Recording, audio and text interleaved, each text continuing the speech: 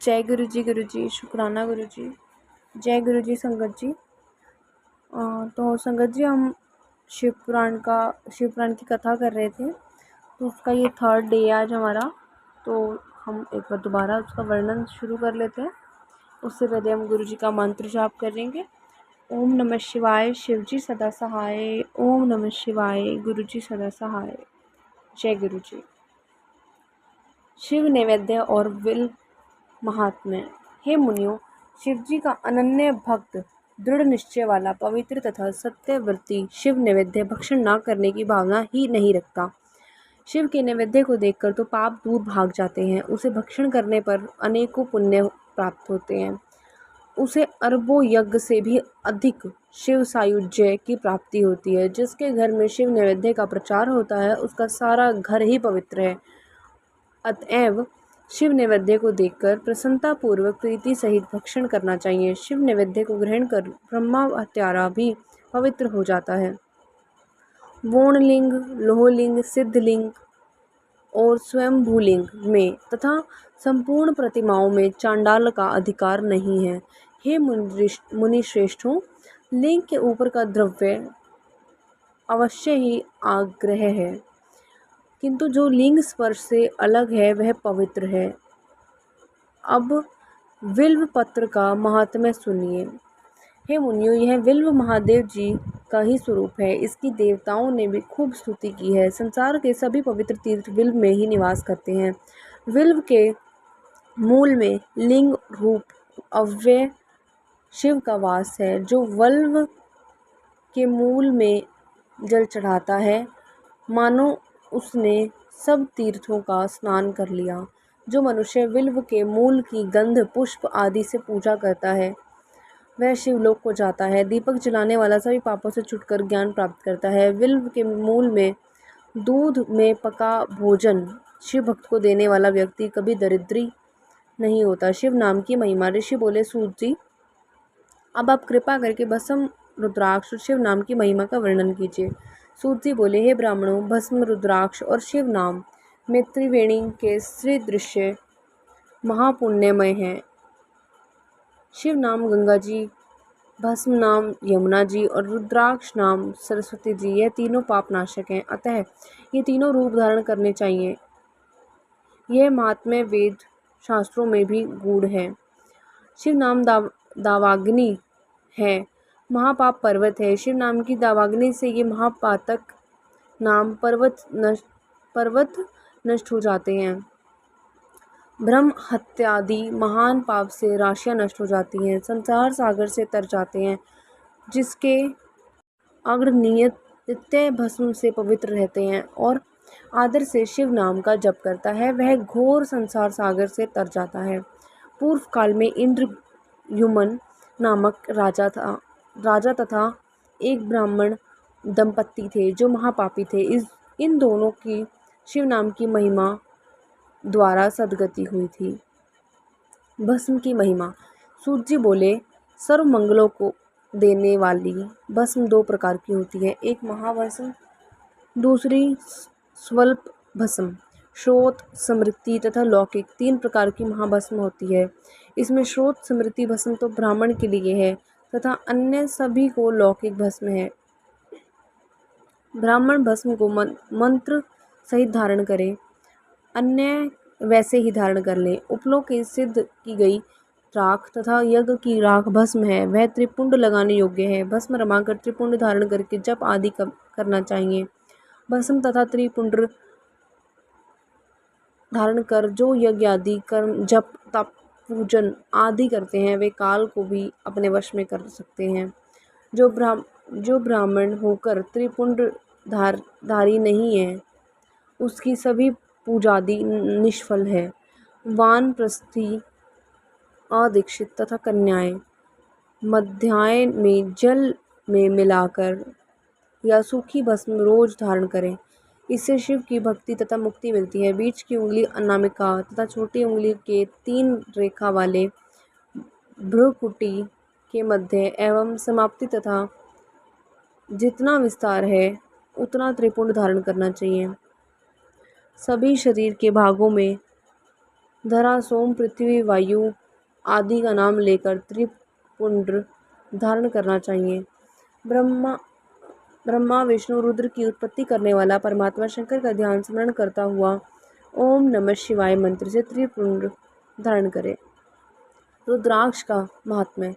सूत जी बोले, हे महाभाग शौनक, रुद्राक्ष भगवान शंकर को परम प्रिय है। इसे धारण करने तथा इसे जपने पर समस्त पाप दूर हो जाते हैं। इसकी महिमा स्वयं शिव जी ने पार्वती को सुनाई थी, उसको ही मैं तुम लोगों को सुनाऊंगा। शिवजी पार्वती जी से बोले, हे देवी, पूर्व काल में मैंने मन को एकाग्र करके दिव्य सहस्त्र वर्षों तक तपस्या की। उससे मुझे कुछ भय सा लगा, तभी मैंने भय से नेत्र खोल दिए।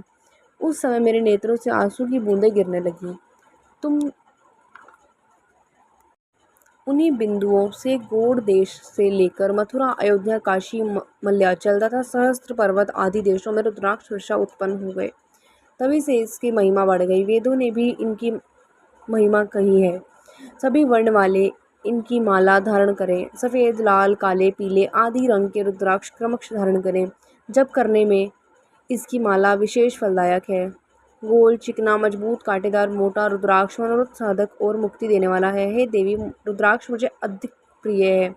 सभी वर्ण वाले, सभी आश्रम वाले, स्त्री तथा शूद्र भी इस कल्याणकारी माला को धारण करें। दिन में धारण से रात के सभी पाप तथा रात में धारण करने से दिन के सभी पाप नष्ट हो जाते हैं।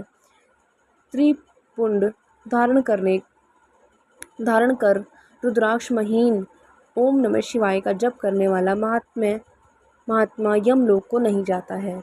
उसकी अकाल मृत्यु भी नहीं होती है, वह निरोग रहता है। 3 मुख का रुद्राक्ष साधन सिद्ध है, विद्याओं में निपुणता देता है। 4 मुख वाला रुद्राक्ष ब्रह्म रूप है, इसके पूजन से नर हत्या भी नष्ट हो जाती है, धर्मार्थ आदि की प्राप्ति होती है। कालाग्नि नामक पंचमुखी रुद्राक्ष रुद्र रूप है, यह सभी कामनाएं पूर्ण कर मोक्ष प्रदायक है।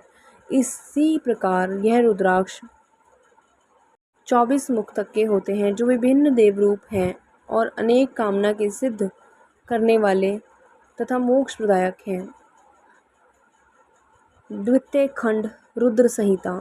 ऋषि गणों की वार्ता। ऋषि बोले, हे सूत जी, विद्वेश्वर संहिता का उपाख्यान आपने अच्छे प्रकार सुनाया। अब आप सदाशिव का प्राकाट्य, उमा की उत्पत्ति, शिव उमा विवाह, गृहस्थ धर्म तथा अन्य शिव चरित्र जो हैं उनका वर्णन कीजिए। सूत जी बोले, हे ऋषियों, आप लोग परम धन्य हैं। जो शिव चरित्र श्रवण में श्रद्धा बढ़ रही है, यह आपके द्वारा पूछी जाने वाली कथा जगत को पावन करने वाली गंगा जी के समान पवित्र है। इसी प्रकार नारद जी ने पिता ब्रह्मा जी में भी ऐसा ही प्रश्न किया। तब ब्रह्मा जी ने भी ऐसा ही प्रश्न किया था। ऋषि लोग कहने लगे कि हे सूत जी, इस संवाद को हमें विस्तार से समझाकर कहिए। नारद की काम विजय। सूत जी बोले, हे ब्राह्मणों, एक समय की बात है कि ब्रह्मपुत्र नारद जी हिमालय की एक गुफा में बैठकर मौन होकर तप करने लगे। ऐसा उग्र तप किया कि इंद्र डर गया। इंद्र को भय हुआ कि नारद मेरे राज्य को न छीन ले। उसने तुरंत कामदेव को बुलाया और उससे कहा, तुम मेरे परम सखा हो, तुम्हारे सहारे ही मेरा राज्य चल रहा है।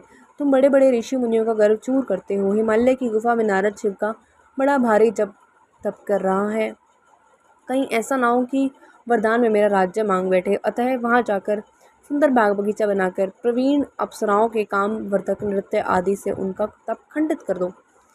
कामदेव ने वहाँ जाकर सब कुछ किया। अप्सराएं काम वर्धक नृत्य, गीत, लय आदि के द्वारा नारद का कुछ भी नहीं बिगाड़ सकी, क्योंकि कामदेव को भस्म करने वाला शिव का यही स्थान था।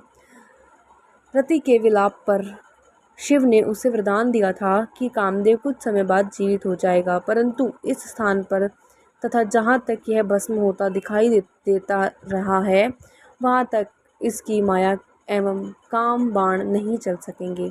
अतः इस स्थान से कामदेव लज्जित होकर इंद्र के पास लौट गया। यह सब शिव की माया थी। बहुत काल बाद जब नारद जी तपस्या से जागे, तब उन्हें अपने द्वारा काम विजय का ध्यान आया। इससे उनके मन में अभिमान उत्पन्न हो गया। अपनी इस विजय का कथा को सुनाने महादेव जी के पास कैलाश पर्वत पर गए। शिव को प्रणाम करके अभिमान के साथ कामदेव पर विजय पाने का सब समाचार कह सुनाया। शिव जी ने नारद की प्रशंसा की और कहा कि हे नारद, तुम धन्य हो, परंतु इस प्रसंग को अन्य देवताओं से मत कहना, विशेषकर विष्णु भगवान से मत कहना, परंतु शिव की माया को कौन टाल सकता है। नारद ने ब्रह्मलोक में जाकर ब्रह्मा जी से सब कुछ कहा। शिव का ध्यान कर ब्रह्मा जी ने सब कुछ जान लिया कि शिव ने नारद से यह प्रसंग किसी को ना कहने को कहा है। नारद जी को अभिमान बढ़ने लगा। यह शिव की ही लीला थी। नारद यह कथा सुनाने विष्णु लोक में जा पहुँचे। विष्णु ने नारद को आते देख आसन से उठकर प्रणाम किया और प्रेम से पूछने लगे, आपका यहाँ से आगमन हो रहा है। विष्णु का सत्कार पूर्ण वचन सुनकर नारद जी ने गर्व सहित अपनी काम विजय की संपूर्ण कथा कह सुनाई। विष्णु ने नारद जी से कहा, हे मुने, काम तो भक्तिहीन जनों को सताता है। आप तो ब्रह्मचारी, तपस्वी तथा ज्ञान वैराग्य युक्त हैं। आपको वह विकारी काम कैसे सता सकता है। विष्णु के यह वचन सुनकर नारद जी गर्व से कहने लगे, हे स्वामिन, यह सब आपकी कृपा है। कामदेव की क्या हस्ती है जो मेरा कुछ बिगाड़ सके। इस प्रकार कहकर नारद जी विष्णु लोक से चले गए।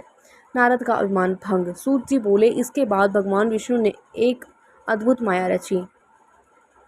नारद जी जिधर जा रहे थे उधर एक नगर बनाया। उसके राजा का नाम शीलनिधि था। उसकी सुंदर गुणवती आभूषणों से युक्त एक कन्या थी। उस दिन उस कन्या का स्वयंवर हो रहा था। उसमें अनेक देशों के युवक राजा पहुंच रहे थे। नारद नगर की शोभा देखकर मोहित हो रहे थे। जब वे राजा के पास पहुंचे तो राजा ने प्रणाम करके सब आदर से बिठाया और पूजा की। फिर देव सुंदरी कन्या को बुलाकर उनके चरणों में डाला और उसके वर के विषय में पूछा कि महाराज, आप त्रिकालज्ञ ज्योतिषी हैं, इसको कैसा पति मिलेगा। नारद जी उसके सौंदर्य को देखकर मोहित हो गए। वे बोले, राजन, तुम्हारी कन्या साक्षात भगवती है, लक्ष्मी स्वरूपा है। इसको त्रिलोकी का स्वामी शिव जी के समान वीर यशस्वी पति प्राप्त होगा। ऐसा कहकर नारद जी वहाँ से चल दिए। उनके मन में विकार उत्पन्न हुआ कि यह कन्या मुझे मिलनी चाहिए, लेकिन राजाओं के सामने मुझे क्यों स्वीकार करेगी, क्योंकि स्त्रियां रूपवान पुरुष को चाहती हैं। इससे मैं भगवान विष्णु का रूप लेकर वहाँ पहुँचूँ तो काम बन जाएगा। यह विचार कर विष्णु भगवान के पास पुनः पहुँचे। विष्णु भगवान से नमस्कार पूर्वक शीलनिधि की कन्या का वृतांत सुनाया। मैं उसके पाने की इच्छा से आपके पास आया हूँ। आप अपना रूप मुझे प्रदान कर दीजिए। विष्णु भगवान ने कहा, हे नारद जी, आप वहाँ चलें, मैं आपका सर्वथा हित करूँगा। वहाँ पहुँचने पर भगवान हरि ने अपना रूप ना देकर वानर का सा मुख प्रदान किया। हरि नाम वानर का भी है, अतः भगवान ने यहाँ भक्त का हित भी किया तथा झूठे भी नहीं बने। नारद जी वहाँ राजाओं के मध्य विराजमान होकर परम प्रसन्न होने लगे। अपने आप को इंद्र के समान शोभा वाला जान ऐंठ कर बैठ गए। वहाँ 2 रुद्रगण भी ब्राह्मण के वेश में थे। वे नारद जी की रक्षा हेतु आए थे। नारद जी का वानर का रूप केवल कन्या ने ही देखा था। इस भेद को रुद्रगण जान गए। वे उनकी हंसी करने लगे। जब कन्या स्वर्ण की जयमाला लेकर स्वयंवर में आई तो वह नारद को देखकर अत्यंत क्रोधित हुई। उसने उधर फिर कर भी नहीं देखा। वहाँ राजा के वेश में विष्णु भगवान उस कन्या को विवाह कर ले गए। रुद्रगणों ने नारद जी से कहा, आप काम मोहित हो, आप अपना मुख जो वानर का सा है उसे दर्पण में जाकर देखो। जब उन्होंने अपना मुख दर्पण में देखा तो क्रोध में भरकर पहले तो उन रुद्रगणों को शाप दिया कि तुम दोनों ने मेरी हस्ती उड़ाई है, अतः दोनों राक्षस हो जाओ। रुद्रगण शाप धारण कर चुपचाप शिवलोक को चले गए। नारद जी शिव माया को ना जानकर क्रोध पूर्वक जल में अपनी परछाई देखकर विष्णु जी के पास गए और विष्णु से क्रोध में बोले, अरे दुष्ट कपटी, अरे मलिन मन वाले, तुम दूसरों को सुखी होता देख ही नहीं सकते। तुम पक्के मायावी हो। तभी तो तुमने मोहिनी रूप धरकर दैत्यों को अमृत पिलाया और कलश छीन लिया था। तुमने स्त्री क्लेश से मुझे दुखित किया है और स्वयं कपट से राजा का रूप धारण किया है। अतः तुम मनुष्य रूप में राजा होकर स्त्री क्लेश से दुखी होंगे। तुमने मेरा वानर का सा मुख किया है, अतः तुम्हारी वानर ही सहायता करेंगे। विष्णु भगवान ने शिव की कृपा से यह शाप स्वीकार किया। जब शिवजी की माया का पर्दा हटा तो विष्णु के साथ जो कन्या थी वह अदृश्य हो गई। विष्णु तथा नारद असली रूप में आ गए। जब नारद जी को ज्ञान हुआ तो पश्चाताप करने लगे और विष्णु भगवान के चरणों में गिरकर प्रणाम करने लगे तथा क्षमा प्रार्थना करने लगे। भगवान विष्णु ने प्रेम पूर्वक उठाकर गले से लगाया और बोले, हे नारद, तुम चिंता मत करो, तुम्हें अभिमान किया था, शिव आज्ञा का पालन नहीं किया था, यह उसी का फल है। हे नारद, यह सब शिव की इच्छा का फल है।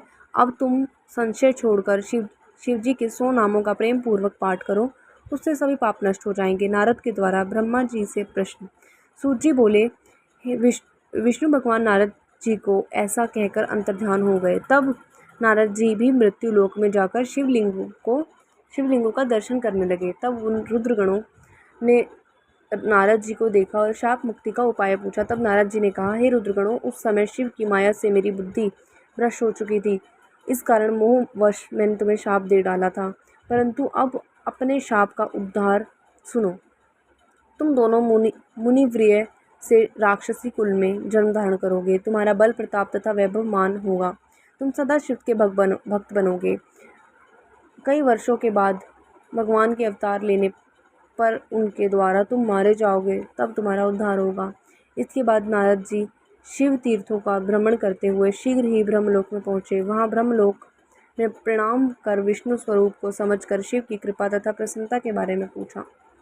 ब्रह्मा जी बोले, हे नारद, तूने लोक कल्याणकारी यह बड़ा सुंदर प्रश्न किया है।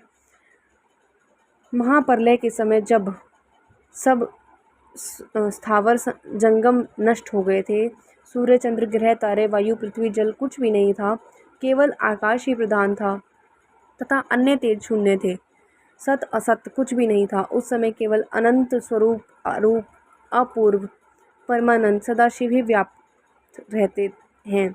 इसी को पंडित लोग अवाचीन तथा प्राचीन ईश्वर की मूर्ति कहते हैं। उसने अपने शरीर से स्वच्छंद रहने वाली, कभी नाश ना होने वाली शक्ति प्रकट की। वही प्रधान प्रकृति तथा गुणवती माया और बुद्धि तत्व जननी कहलाई। शिव ने उस पराशक्ति के साथ शिवलोक नामक क्षेत्र की रचना की। उस उत्तम क्षेत्र को काशी कहते हैं, जो उत्तम सर्वोपरि तथा मोक्ष प्रदान कर देने वाला है। हे मुने, प्रलय काल में भी वह शिव पार्वती से रहित नहीं होता, इसे अविमुक्ति कहते हैं। शिवजी ने धनुष धारण करके यहाँ एक आनंद कानन बनाया था। उसमें शिव शिवा ने रमण करते हुए दूसरे पुरुष के निर्माण की इच्छा की और सोचा कि उसे काशी का भार सौंपकर काशी में शांति से शयन करेंगे। यह निश्चय कर दक्षिण भाग के दशम अंश से सुधा रूप आसुस्राव किया, जिससे त्रिलोकी में सर्व सुंदर पुरुष का आविर्भाव हुआ। शिव ने उस सर्वत्र व्यापक पुरुष का नाम विष्णु रखा। उन्हें सर्व साधन प्राप्त करने को तप करने का आदेश दिया तथा वेदों का उपदेश दिया। तप के बाद विष्णु के शरीर से अनेक जलधाराएं निकली। उसमें विष्णु ने थक कर शयन किया। फिर उनमें सभी तत्वों की उत्पत्ति हुई। फिर उनका विस्तार हुआ तथा संसार की पंचभूत तथा पंच तन्मात्राएं आदि से सृष्टि हुई। ब्रह्मा की उत्पत्ति। ब्रह्मा जी बोले, श्री नारायण के जल में शयन करते समय शिव की इच्छा से नाभि में कमल की उत्पत्ति हुई, जिसका अनंत योजन विस्तार और ऊंचाई थी। उनके साथ शिव ने मुझे उत्पन्न किया। मैं 4 मुख वाला, लाल मस्तक तथा त्रिपुंड धारण करने वाला था। मैंने उस समय कमल के अलावा कुछ भी नहीं देखा। उस समय मुझे कुछ भी ज्ञान नहीं था। मैं अपने तथा अपने कर्ता के बारे में जानने की इच्छा करने लगा। बुद्धि प्राप्त होने पर कमल की नाल में नीचे को उतरा। एक एक नाल को पकड़ता हुआ 100 वर्ष तक नीचे चलता गया, परंतु कमल की जड़ का पता न चला।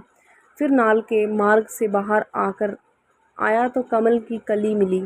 उस समय तप करने की वाणी सुनाई दी। उसे सुनकर मैं तप करने लगा। 12 वर्ष तक कठिन तप करने पर चार भुजाधारी मंगल रूप वाले सुंदर विष्णु जी प्रकट हुए। मैंने उनसे पूछा, तुम कौन हो? जगत का कर्ता ब्रह्म अविनाशी तो मैं हूँ।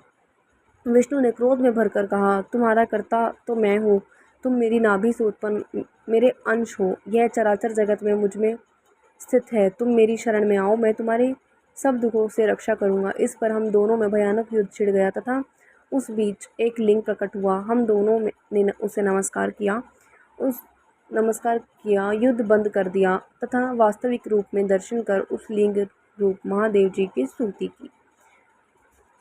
संगत जी, आज के लिए बस इतना ही। जय गुरु जी, शुक्राना गुरु जी। कल से हम आगे से स्टार्ट करेंगे कलम, तो कल तक का वेट कीजिए प्लीज़ आप आगे सुनने के लिए। एक बार हम गुरु जी का मंत्र जाप कर लेते हैं। ओम नमः शिवाय, शिव जी सदा सहाय। ओम नमः शिवाय, गुरु जी सदा सहाय। जय गुरु जी, शुक्राना गुरु जी।